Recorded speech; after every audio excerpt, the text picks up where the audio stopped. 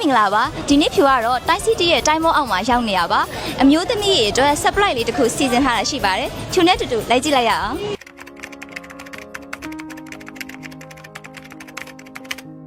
ညီမလေးရဲ့ဒီအမျိုးသမီးဆံပြပုဂ္ဂိုလ်ဆိုဘယ်သူဖြစ်မလဲမသိဘူးကိုမိပါပေါ့ဟုတ်ပေါ့နော်အမေကိုပဲထားခြင်းလေအမေပဲကိုရံ အားကြောင့်လဲမင်းဘာဖြစ်ဖြစ်အရှိကနေမရက်တည်ပေးတာပဲလေမိဘဆိုတာ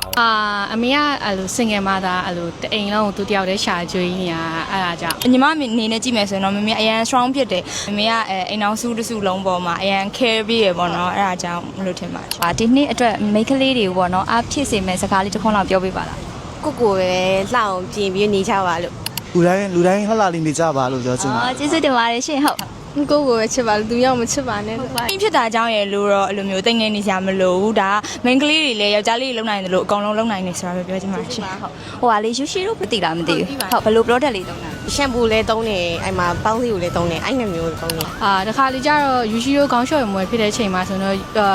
ယူရှိရိုးပေါင်းစီပဲသုံးတယ်စိုးစေးဆိုအခုလက်ရှိသုံးနေတယ်1000ကျော်ပတ်ဝန်းကျင်နဲ့စိုးစေးသုံး၄မျိုးထွက်တယ်အခုအဲ့ဒါစိုးထားတာ